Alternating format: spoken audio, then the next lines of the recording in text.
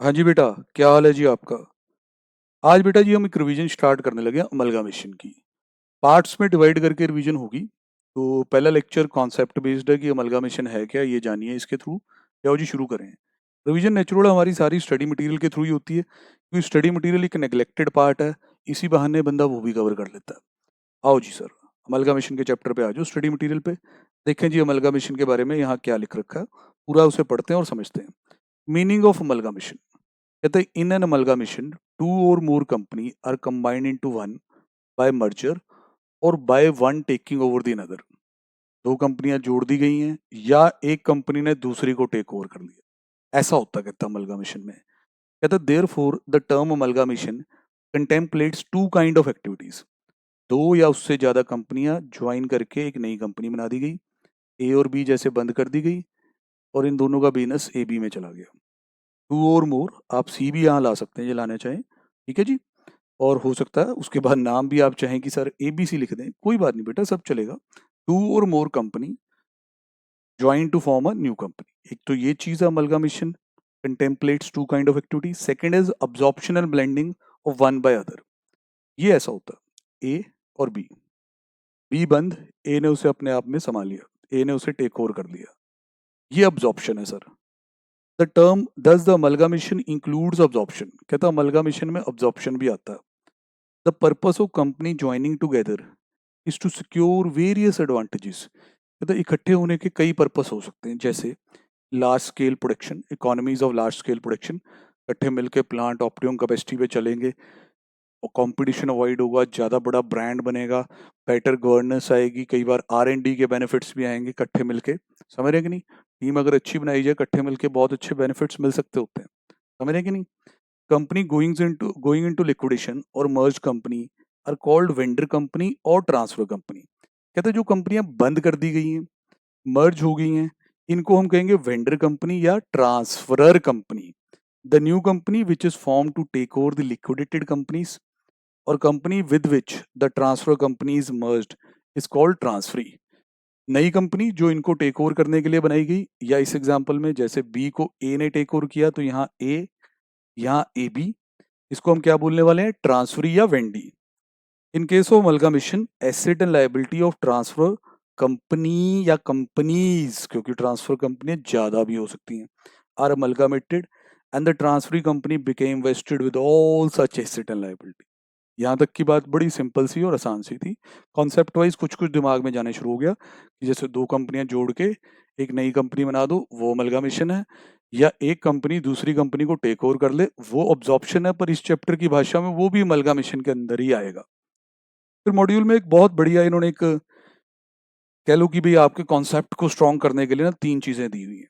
जैसे इन्होंने कहा अमलगामेशन, अब्जॉर्प्शन, एक्सटर्नल रिकंस्ट्रक्शन, ये बड़ा अच्छा समझाया मॉड्यूल में।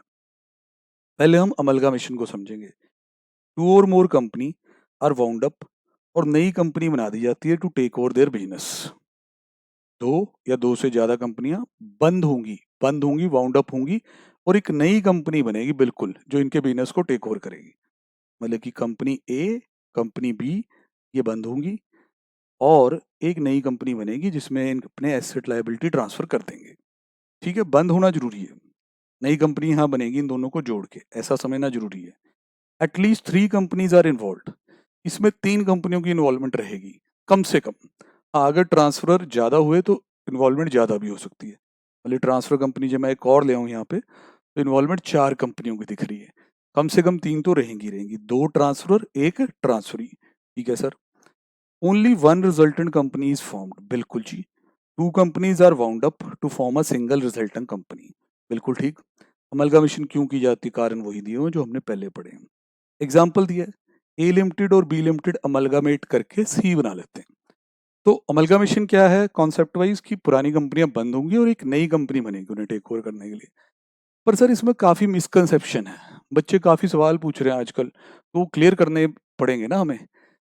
जैसे कुछ नाम जोड़ के कई बार सामने आ जाता है तो उसे अमलगामेशन कह दिया जाता है, वो ऐसा नहीं होता।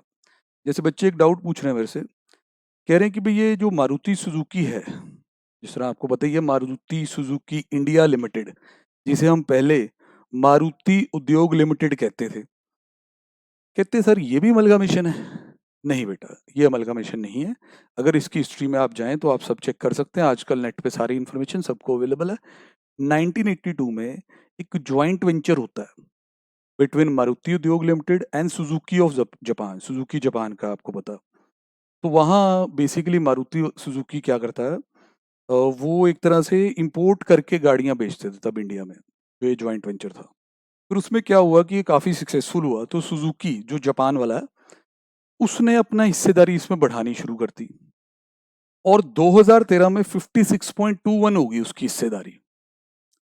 अब देखो पूरा पढ़ो इसे, क्या लिखा है, Maruti Suzuki India limited formerly known as Maruti Udyog limited is an automobile manufacturer in India. पता है सर, मारुति की गाड़ियां घर घर आ चुकी हैं। It is a 56.21 owned subsidiary of Japanese car and motorcycle manufacturer Suzuki motor corporation. अब सुजुकी मोटर कॉर्पोरेशन बंद नहीं हुआ कि आप कह दें ये दो कंपनियां बंद हो गए ये बन गया, ये तो ज्वाइंट वेंचर था और जिसको बाद में उस फॉरेन कंपनी ने अपनी सब्सिडरी ही बना लिया। तो आप बड़ी अच्छी तरह से देख सकते हैं कि Suzuki is the holding company of this. तो यू कैन नॉट से कि जो ये मारुति सुजुकी इंडिया लिमिटेड है ये कोई अमलगामेशन का एग्जांपल है, ये प्योरली होल्डिंग सब्सिडरी है इस वक्त। इसकी सब्सिडरी है ये सुजुकी मोटर कॉर्पोरेशन की। ये एक सवाल बच्चों ने पूछा कि सर इस पे थोड़ा क्लियर करें, क्योंकि बार क्लास में बच्चे पूछते हैं, रह जाती है कई बार चीज़ कोई होगी कि नहीं उन्हें ध्यान आ रहा होता, कंफ्यूज हो जाते हैं कोई इन्फॉर्मेशन सुन के, तो हमें क्लियर करना पड़ता है कि भाई क्या चीज़ है। उसके बाद भारतीय AXA general insurance company, general insurance, इस पे पहले मेरे से काफ़ी बार सवाल पूछा गया कि लोग क्या करते हैं कि एक नाम इधर से लो एक नाम दूसरा लो, जोड़ दो कह दो अमलगामेशन, जैसे मारुति और सुजुकी अमलगामेशन। ऐसे थोड़ा ना होता है यार ऐसे नहीं होता है। ज्वाइंट वेंचर भी हो सकता है, इस होल्डिंग सब्सिडरियां भी हो सकती हैं। अब दूसरा कहता है Bharatiya AXA general insurance company limited is a joint venture between Bharatiya enterprise and AXA business group that operate in India. AXA बाहर का है, भारतीय आपका ये ये जो एयरटेल वाले हैं भारतीय ग्रुप, समझ रहे हैं कि नहीं, एयरटेल भी इनके अंदर ही है। अब कहता है जी भारतीय enterprise ons 51% stake in the venture while the EXA 49%। तो ये ज्वाइंट वेंचर है, इसके बारे में आप पढ़ेंगे फाइनल में जाके कि कुछ एंटिटीज ऐसी होती हैं जो ज्वाइंटली कंट्रोल्ड होती हैं, उन्हें हम ज्वाइंट वेंचर कहने लग जाते हैं। This can not be said कि भाई दिस इज अगेन अ अमलगामेशन। ऐसे लोग तो फिर फेसबुक और व्हाट्सएप को भी कह देते होंगे कि अमलगामेशन होगी इनमें। फेसबुक ने व्हाट्सएप में बहुत बड़ी एक हिस्सेदारी खरीद रखी, आजकल काफी चर्चा में है जब से फेसबुक ने रिलायंस जियो में पैसा डाला। पर सब्सिडरी है वो भी उसकी, अमलगामेशन नहीं है। व्हाट्सएप अलग से चल रहा है, आपके बुक क्या कहता है कि दोनों ट्रांसफर कंपनियों को बंद करके एक नई कंपनी बना के टेक ओवर करो, वो उसमें प्रूव नहीं होता। एक्चुअली जिस तरह की अमलगामेशन बुक दिखा रही है ना, टाइप 1 पे मैं बात करूंगा, ऐसी अमलगामेशन प्रैक्टिकल लाइफ में बहुत कम देखने को मिलती है। बहुत ज्यादा बार ऐसा ही देखा जाएगा कि एक बड़ी कंपनी दूसरे में हिस्सा खरीद लेती है, समझ रहे कि नहीं। या वो कहते हैं आओ एक नहीं बनाते तो उसमें दोनों हिस्सा लेंगे, ज्वाइंट वेंचर की तरह चलाएंगे उसको, तुम अपना काम चलाते रहो, वो उनसे हमें कोई परेशानी नहीं है, तुम्हें बंद करने की कोई जरूरत नहीं है। इसलिए मीनिंग थोड़ा क्लियर रख के चलेंगे। बाकी आप चैप्टर के अंदर नंबर लेने क्वेश्चन करने वो तो चलो सर बिना नॉलेज के भी हो जाते हैं, बट अगर आपको कॉन्सेप्ट चाहिए तो समझने की बात है। क्वेश्चन तो आप करवा दोगे ट्रांसफर ट्रांसफर ही समझा समझो के। अब्जॉर्प्शन, अब अब्जॉर्प्शन क्या होता है, in this case an existing company take over business of one or more existing companies। this is very common, banks में बहुत होता है। at least 2 company are involve, नई कंपनी कोई नहीं बनेगी। HDFC बैंक ने सेंचुरियन बैंक ऑफ पंजाब को टेक ओवर किया, वो इसका एग्जांपल बिल्कुल बनेगा। फिर इंडिया का एक बहुत बड़ा स्कैम सर, सत्यम वाला स्कैम, सत्यम बिल्कुल तबाह हो गई थी जब वो स्कैम सरफेस हुआ, तो उस वक्त महिंद्रा ग्रुप ने काफी बड़ी हिस्सेदारी पहले उसमें खरीद ली। फिर कुछ देर बाद, साल 2 साल या जो भी पीरियड था 2 ढाई साल का, उसको अपने में ऑब्जॉर्व कर लिया। मतलब आज की डेट में आपको सत्यम कहीं नहीं दिखता, because it is absorb by the Tech Mahindra. Tech Mahindra उनकी कंपनी है, महिंद्रा ग्रुप वालों की। इसमें नई कंपनी कोई नहीं बनती, एक तगड़ी कंपनी एक छोटी कंपनी को उठा लेती है, समझ रहे हैं कि नहीं। देन उसके बाद बेनिफिट्स या ऑब्जेक्टिव जो है वो मैं बार बार नहीं रिपीट करूंगा, एग्जाम्पल भी आप समझ गए। Then now is external reconstruction, कहते हैं यहाँ एक नई कंपनी बनेगी, take over the business of existing company. Differentiate between the two, वहां नई कंपनी नहीं बनती है अब्जॉर्प्शन में, यहाँ बनती है। 2 कंपनियां इन्वॉल्व होंगी, only one resultant company is form. तो यहाँ आप देख रहे हैं कि एक कंपनी है पहले आपकी और एक आप नई कंपनी बना के ला रहे हैं और एग्जिस्टिंग कंपनी को नई कंपनी में डाल देंगे।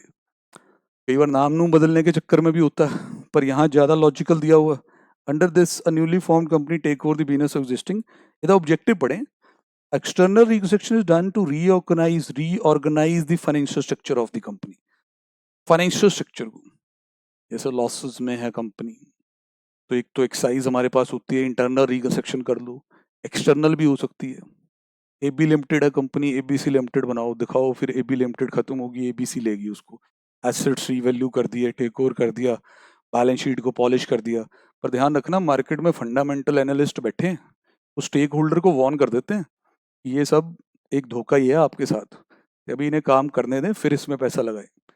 तो ये 3 कॉन्सेप्ट हैं जिनमें आपको बहुत ध्यान रखना है कि आजकल का बच्चा बड़ा ज़्यादा नॉलेज चाहता है कि उसे मिले, फेसबुक, व्हाट्सएप, ये सारे उसके दिमाग में आते हैं, खबरें सुनता रहता है।